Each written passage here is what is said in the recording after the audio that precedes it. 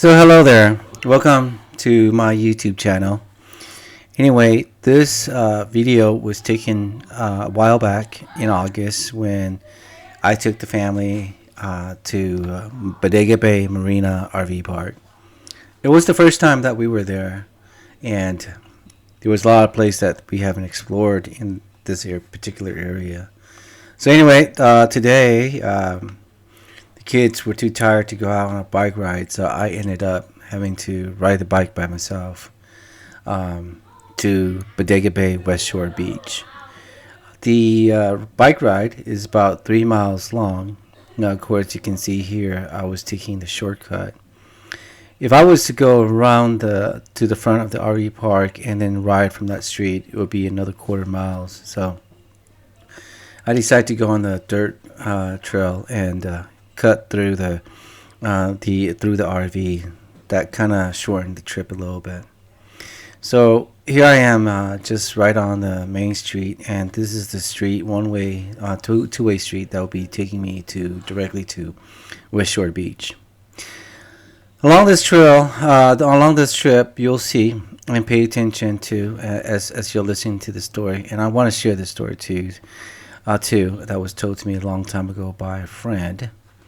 Pay attention because I'll be riding along the trail, and on my right you'll see a very ghostly town.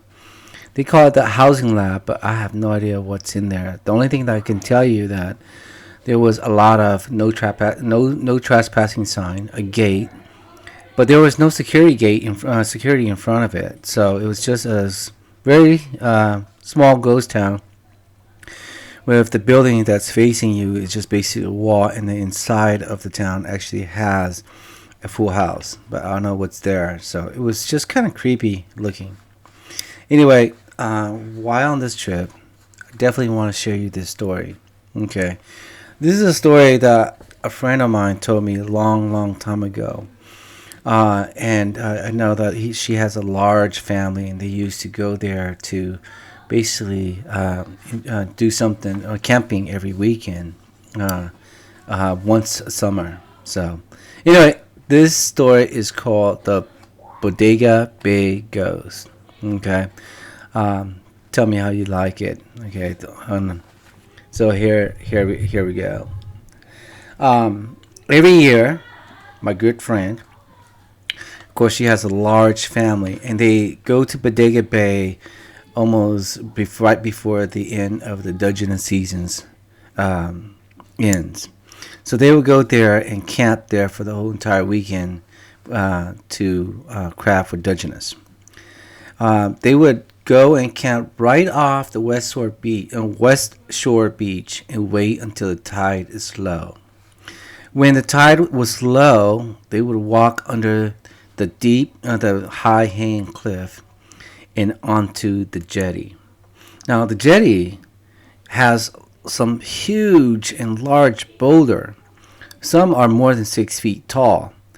However, there are crevices between these rocks that will help a person climb over, and sometimes they can jump from one rock to the other until they reach the middle of the jetty. Now, the middle of the jetty is where usually the hot spots are for crabbers. This is where the majority of Dutchess crabs gather. My good friend and her family would camp there for an entire weekend. They would cook whatever they catch for the day, and they usually catch a lot of crabs for the day. So, but then, just in case there was not enough food to feed everybody, they would bring extra food too as well, and so that everybody can feast on. One of the things that they enjoy most about these trips is the nighttime event, where they would gather around and sit around a fire and listen to the songs and the stories that are being told by her brothers. Now, of course, many of her brothers are much older. They're older from the older generations. So you can imagine back then, elder folks are really good about telling stories, and it's always fascinating to listen to them. So many of our brothers are very talented, not only at singing, but they're very talented storytellers as well. Most of the stories mainly reflect upon the old countries back in Laos and Thailand where they grew up. And they would tell the stories about how they go out fishing and hunting. Now, of course, once in a while they would tell ghost stories. But she told me that, the ghost stories often left a lot of the young kids scared and helpless at night. So most of the time, they would wait until all the young kids had gone to sleep before the elders start telling ghost story. Now this time, the oldest brother, instead of telling stories about ghost stories about the old days back in the old countries, where basically people can be buried anywhere back in the old days, he decided to tell the story about the Bodega Bay Ghost. Of course, everybody thought it was a joke because they've been to Bodega Bay for most of their life, and they have never seen, felt the presence of a ghost. But this is the brother's story. So the brother says back in the late 1980s, during the summer, there was families that would come to Bodega Bay. They just not only come to crab, but they also picnic, and they also come to the beach. When the tides were low, families would walk under the high-hanging cliff, and often some would collect seashell, and others would play in the sand. The tides sometimes arise unexpectedly too, so often people find themselves stuck and ended up swimming back to shore. Now one day, this family was picnicking on the southwest shore beach. The dad, of course, like most dads, are on the shore barbecuing, while the mom and her daughter was out under the cliff wading in the sand. The mom was looking for seashells to add to her collections. Her daughter was only 8 years old, so she was humming and playing like a normal young girl in the sand. She was building sandcastles here and there. While the mom was busy digging up the seashell, the tide suddenly came in. It was a surprise. In seconds, just literally seconds, the water was up to her neck. And when she turned around, my goodness, her daughter was nowhere to be found. She panics, and she started calling to her husband to come help because she couldn't find their daughter. But with the both of them in the water, they still couldn't find her. Both parents called the police for help. So the police and the Coast Guard, they all came out, searched the entire coast in and in between the jetties. But the daughter was nowhere to be found. Even deep-sea divers came out and helped the search. They searched all over the bay, up and down, but they could not recover the body. After a few weeks, the search was finally called off. Since the death of the girl, crabbers who came early in the morning would sometimes see a little girl running and humming on the beaches. She would be humming and playing around the jetty. Many thought the ghost story was just made up by the locals to stop non-locals or locals crabbers from crabbing on the jetty. So her brothers, her cousins, they didn't really believe or realize the story was actually true until two of their cousins, Lee and Payne, decided to go crabbing on the jetty one early summer in the morning. It was about 1 a.m. when they left Sacramento to Bodega Bay. They were hoping to be there at the start of the low tide and finish up before the high tide comes in. When they got to Bodega Bay, it was only 3 in the morning. The weather was really, really cold. There was a huge, heavy fog, and it was totally dark. The only light that they could see was in the far distance, the foghorn that was blowing, boom, boom, and residents' homes that's also in the distance. The foghorn was bellowing every few minutes. Boom, boom, to guide fishing boats going out and into the jetty. At West Shore Beach, they were the only ones there. No one else was there. They were early. The tide was low enough for both of them to quickly trot over underneath the high-hanging cliff and into the middle of the jetty. The wind and fog didn't let up at all. It was still, despite it was really, really cold. They had, on their first catch, they had a net full of crabs. If they catch at this rate, pretty sure they will be limit out before the sun comes up. But on the second catch, Pang, of course, had a little emergency. He had just way too much coffee to drink. And we all know what happens when you drink coffee, right? It gives you the run. So Pang ended up having to run to the bathroom. So Pang told Lee to stay and watch nets while he walks towards the shore to take a leak. He should have just walked around the corner and take a leak, but don't know why he walked towards the shore. Maybe he was shy. I don't know. Lee was sitting and he ignored Pang. He was just basically playing on his phone. He didn't pay attention to which direction Pang had gone. It was just not long before Lee starting to hear a little girl humming. He thought it was coming from the game on his phone. So he turned off the phone and listened for a few seconds. He listened very carefully, and there it is. Heard a little girl humming again. This time, the sound seems to be coming from below him.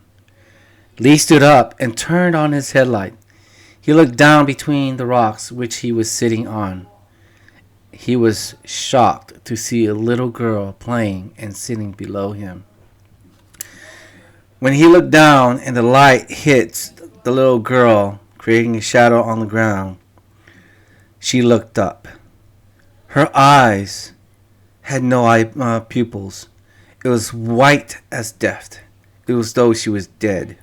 Her skin was very pale and bluish. She didn't say anything, but gave him a smile and stared back at him.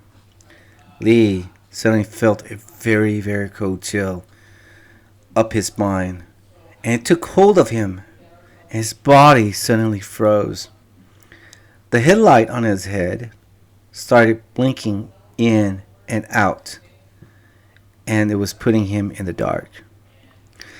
Lee quickly grabbed his headlight, pressed the light to turn it back on. When the light came back on, he looked between the rock again, and the little girl was gone. But this time, he felt a gentle touch on his shoulder.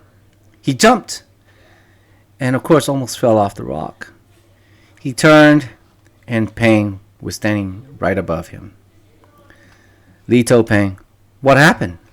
Pang laughed and said, "Dude, you must be dreaming." Because Lee told Pang what happened. Pang told him when he came back, he saw Lee asleep by the rock. And he was leaning and he was almost fell off the rock. Luckily, he got back in time to wake him up before he fell off.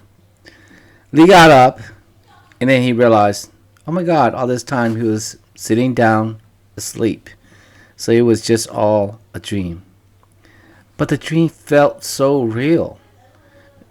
It felt so real and so scary at the same time. The thought of seeing the little girl again, staring at him and smiling, haunts him continuously and often sends a very cold chill up his spine. Now, of course, their second catch was another net full of crab. Between the first and the second catch, they had already filled up one cooler full of crabs. Now, these crabs were not small, they were pretty big. So, Dudgeon's crabs are pretty meaty and pretty big, by the way.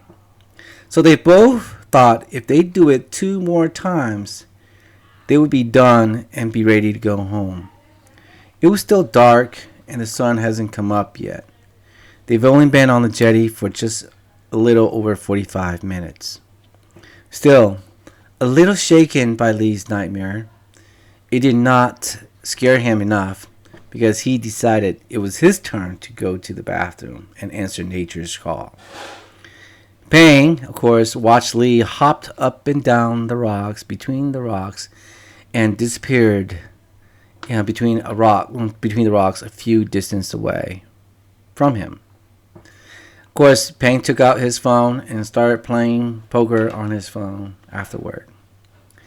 Now, it was just a few seconds when Lee was gone that Pang started to hear a little girl humming. At first, he thought it was his phone, so he turned it off to make sure it was not coming from his phone. Then he listened. There it goes again, a little girl humming. It sounds like the sound was coming from the direction where Lee has gone. So he started walking toward Lee. He was scared. Not just a little scared, he was very scared. And of course, he did not want to catch the attention of whatever was there humming. So as he approached in a very, very low whisper, he quietly calls out, Lee! Lee! You there? Lee! But there was no answer. Pang kept on walking towards the rock where Lee had disappeared off to. Just when he was a few feet away from the rock, his headlight captures a shadowy figure of a little girl standing at the entrance of the rock where Lee had jumped into. Now, of course, Pang, seeing this, got even more scared. I would be too, wouldn't you? Should he walk to Lee? Or just stand there and call for Lee to come out? He was a little bit nervous, so he decided to call out. After a few whispered shout, Lee! Lee! But Lee didn't answer. Pang, staying there for a few seconds, decided to gather all his courage and all his might, because he was scared himself, and started walking towards Lee. He kept his headlight spot onto the shadowy little girl to make sure she's not moving, or whatever she is, not walking towards him. He couldn't make it out because it was because he didn't know it was a human or a spirit. So because he heard from what his grandfathers had told him that sometimes spirit will follow you home or haunt you if you see them. So he tried to ignore it and tried to pretend that he's not seeing it.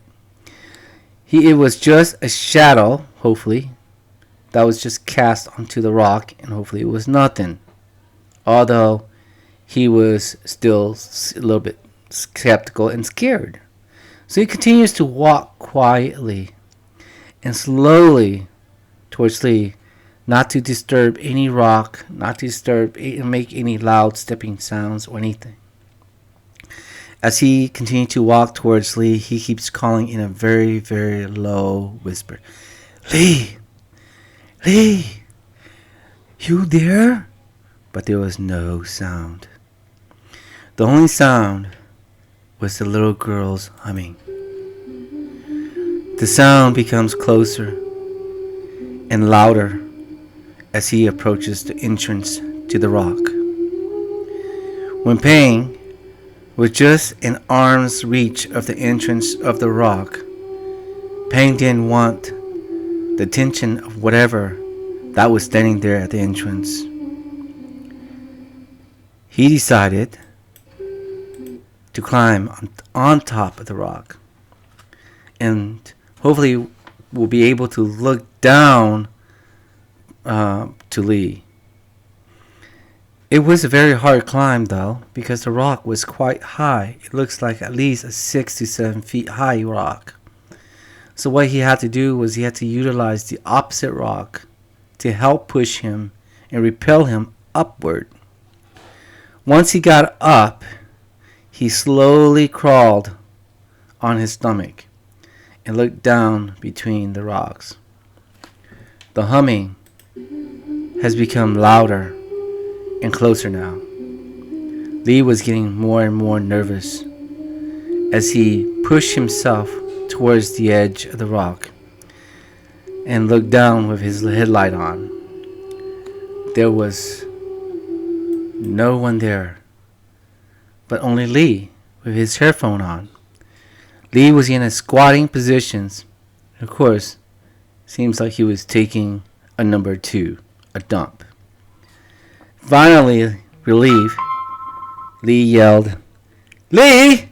Payne screamed with a sigh of relief. Of course, Lee jumped up at the sight of Payne, lying on his stomach and staring down at him.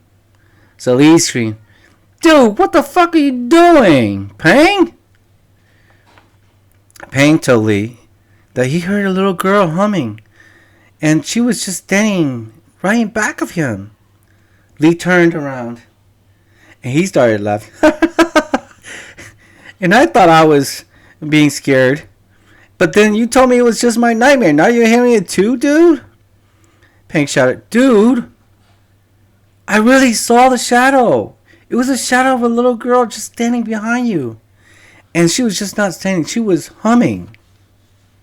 Lee laughed again. Yeah, whatever. Well, yeah, right. There's no one here, bro. Okay, look, there's no one here. See? And he walks over to the entrance of the rock, back and forth. There's no one here. You must be seeing things. Payne, of course, now he's starting to feel a little bit scared. So he told Lee, Dude, I'm serious. Something is not right. Something weird is going on here. I could feel it. I could feel it in my bones, dude. Something doesn't feel right. Man, I think we should just go home. Lee again laughed at Payne. Man, dude. Dude, you are just being paranoid, man. And I thought I was scared. Payne, of course, continues to assist to Lee for them to go home. Of course, Lee now felt that Payne was no longer interested. He was too scared and no longer in the mood to crab anymore. So they both decided on their third catch to go home. Now, according to my friend's brothers, crabbers often see the little girl humming and walking under the cliff where she had disappeared. A lonesome crabber will sometimes see the little girl humming and playing between the rocks of the jetty as too. The Bodega Bay Ghost often is seen as a mirage. When crabbers run to it, she would just disappear. Sometimes they thought it was just their imagination, a dream, or even maybe had way too much to drink.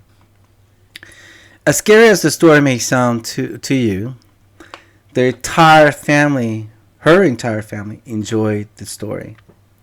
And like every year, of course, before they leave, the family gathers around and took plenty of pictures of the event and the festivities.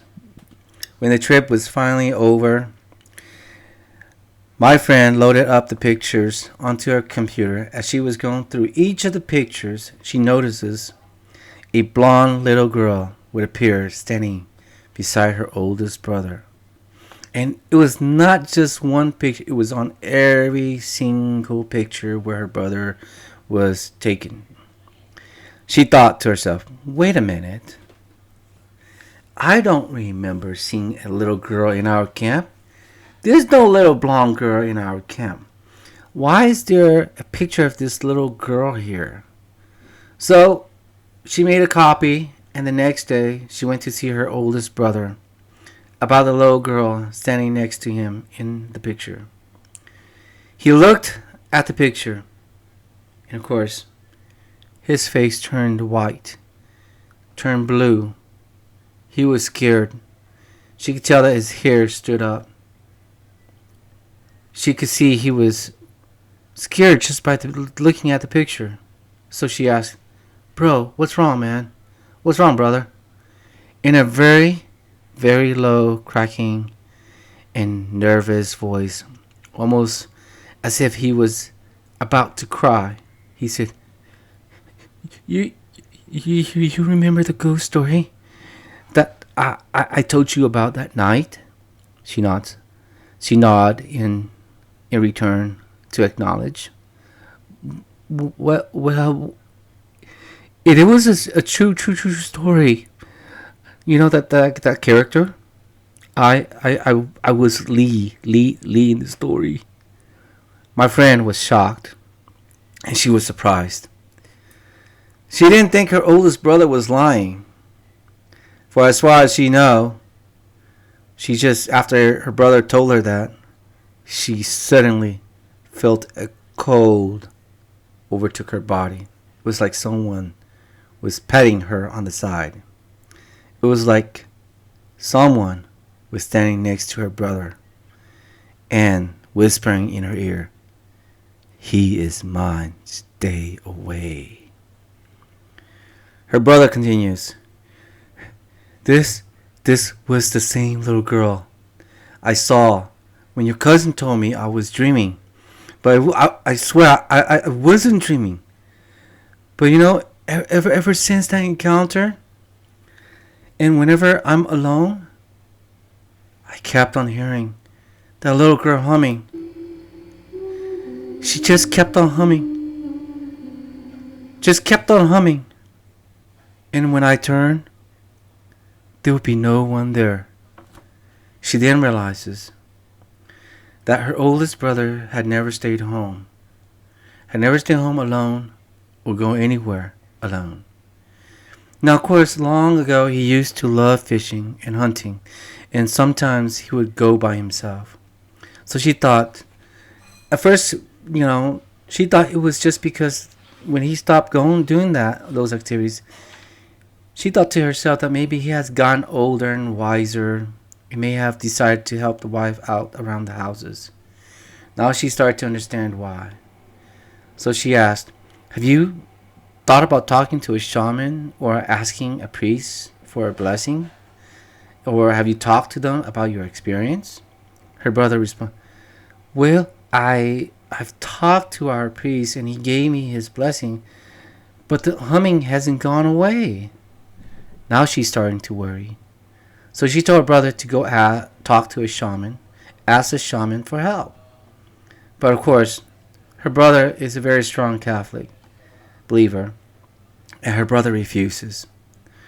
Her brother no longer believes in shamanisms. So after meeting her brother that day, she went to her uncle who was a shaman. Of course, she was worried at this time. So now her uncle took out a spiritual rock. Now, for those of you guys who are not familiar with shamanism, every shaman always have what they call a spiritual compass or a rock.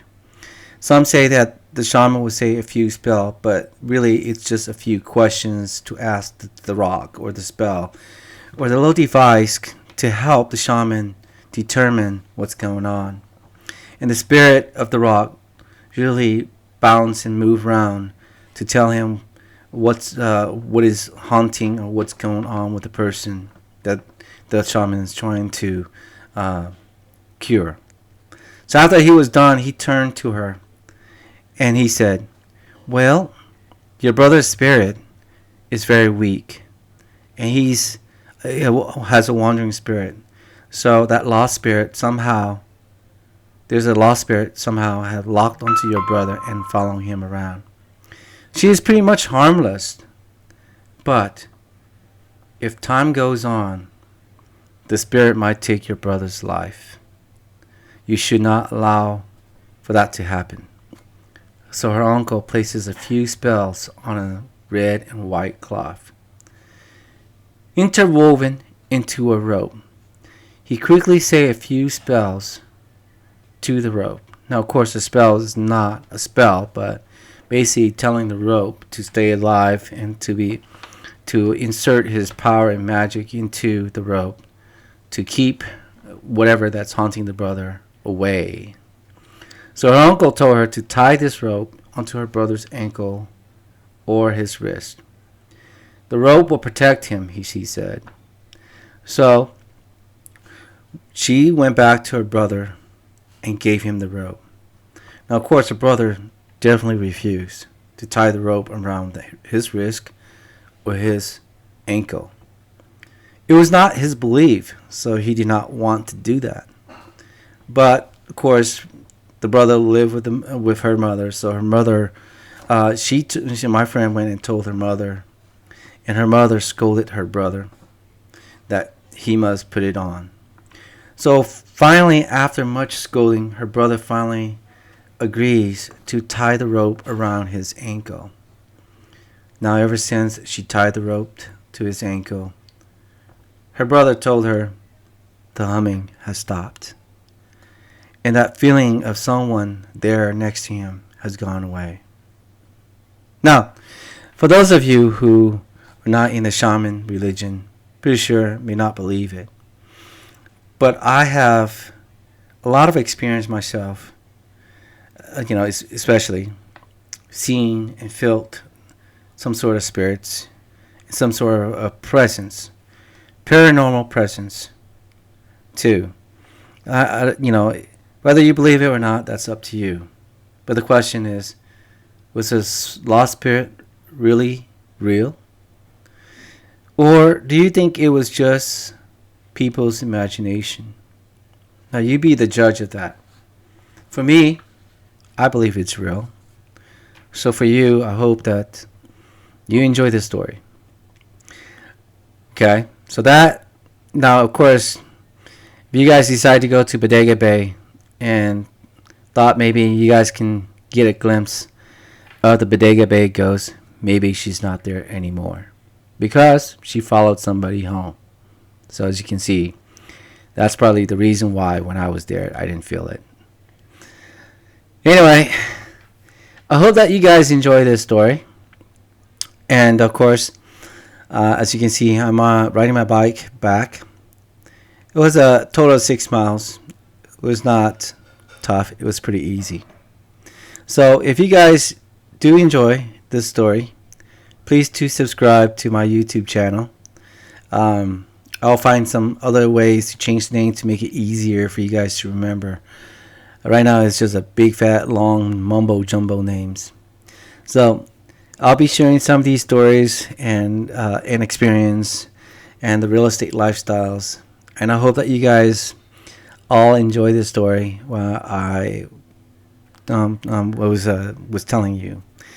This is my first time, so please do forgive me if I sound a little cracky or, and of course I hate my voice most of the time. So anyway, I'll talk to you guys soon on the next video.